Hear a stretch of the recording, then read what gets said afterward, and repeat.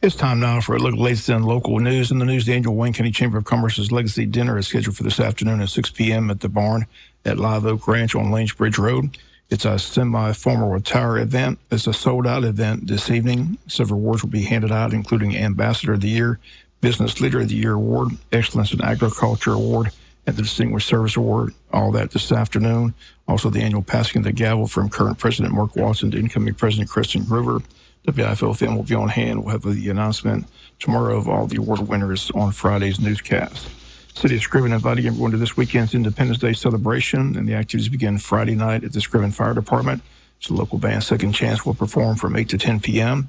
This is a free event. Come hungry, as the Scriven Fire Department will have hot dogs, hamburgers, and chips and drinks for sale, with all the proceeds going towards the Scriven firefighters. Then this Saturday morning, a 1-mile walk and fun run will kick off the day. It'll take place at the Grace Community Center in Scriven. Registration's at 7 a.m. that morning, with the walk and race at 8 a.m. Following that, the grand opening of the new Dollar General store in Scriven that gets underway at 10 a.m. Congressman Buddy Carter, State Representative Stephen Meigs, others will be on hand for the event. After the grand opening, the vendors will be setting up in Scriven, a kids zone, full day of vendors, food, and music, all leading up to the annual Scriven Fireworks Show this Saturday evening in Scriven, Georgia, January 29th. Again, everyone's invited. A big weekend plan beginning again tomorrow night with the band Second Chance playing a free concert from 8 to 10 p.m. at the Scriven Fire Department. Need more information on the activities this weekend in Scriven, simply call Scriven City Hall. That number 912-579-2211. We'll be back with more news after this word from our sponsor of the commercial messages, so please stay tuned. In other news, the Wayne County Board of Education met Tuesday, and when the item of budget came up on their agenda for fiscal year 2025, when the chairman asked for a motion on the proposed budget, it simply died for a lack of a motion. The board had to pass a spending resolution for the month of July with the hope of passing a budget at their July 16th meeting. While discussion, as Tuesday, the board held their second public hearing on their proposed budget. Most who spoke simply asked that the board not take any action on their budget until they hear from their former CFO, Tony Williams, as she's been hired as a consultant to help the board with their finances. She's just been recently approved to be hired with the Board of Education. County Commissioner Jamie Hickox, who spoke at the first public hearing, was back to address the school board once again on their proposed budget. I appreciate the information that has come out, and I really appreciate the information that, this year we're on track not to lose the $6 million that we budgeted to lose. But you can go through your website anywhere, and nowhere does it say, hey guys, we're all good. We're not going to lose $6 million. Yep. My issue is, this is your audit and your budget, your last audit page in your budget. There's several budgets in a row. Ms. Nicole, I didn't make enough, but I'll give you kindness. This is the last budget that was just published in March. And before I say anything else, I want to say I know exactly how it feels to sit in a seat similar to that and have members of the public come tell me my shortfalls. Andrew, he'll list them off too. But other than that, I know how painful it can be when sometimes not everybody has all the information. So when I question things that a government does, I question it from a issue-based standpoint. It is never personal. I don't think I have a personal relationship with anybody in this room. This is sheerly numbers, and I certainly have no personal angst with anyone. On the audit that was published in March of 2024, that is for the fiscal year that began July 1st, 2023 and ended June 30th, 2023. 2022, help me, July 1st, 2022 and ended June 30th, 2023. I highlighted in green, out of our general fund, we lost $7,348,183.74. If you go to the next page, That is the budget that was presented 1 year earlier, that was passed by a board very similar to this one. And their projection was to lose $7,650,216. At no point during this fiscal year did anyone from the system get on Butch and Bob and say, we got a problem. Hey folks, we got a problem.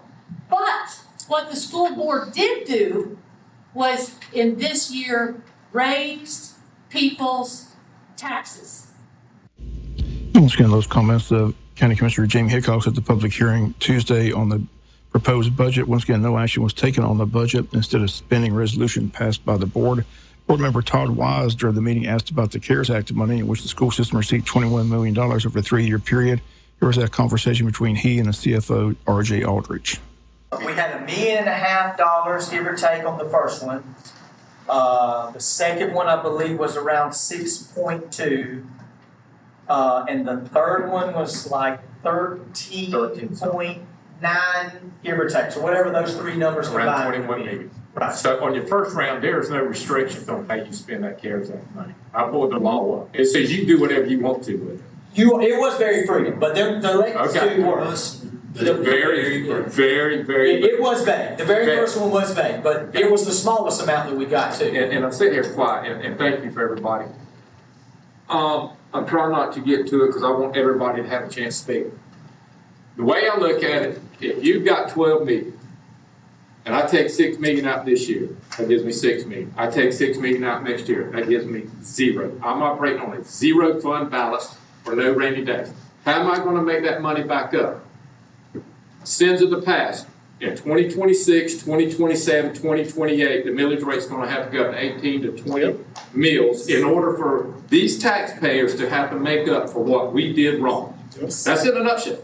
So we can continue to borrow, but unless there's going to be money to recoup and retain and repay, that budget's done. Yep. We're operating on a 0 balance, and there is no rainy days. I'm not throwing that at you. I'm just saying common sense prevails that we have got to be good stewards of money, or the taxpayers are going to reap what we did wrong. And I can't do that. In good conscience, I'm not going to make anybody pay for a mistake I'm going to make because we're not balancing our budget correctly. I'm sorry. Yield back to you, Mr. Chair. And once again, those comments of Board Member Todd Wise. Board Member Sharon Daniel weighed in saying the school system was more concerned at the time about educating kids.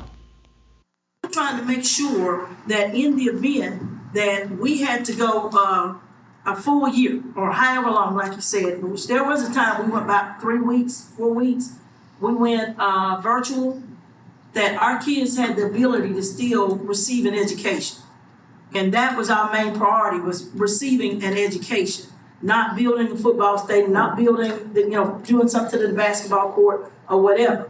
Now, those things are important, but the main priority is to ensure that we still were able to educate our kids. And that was what that money was used for. Now, Liberty County, on the other hand, have had since 2013, and I know that because that was the year that I went over there, 2013 has had that capability since then. In fact, they already had school buses that they had, spare school buses that they had, the Wi-Fi hotspot that it would sit out in different areas. Those were some of the things that we did.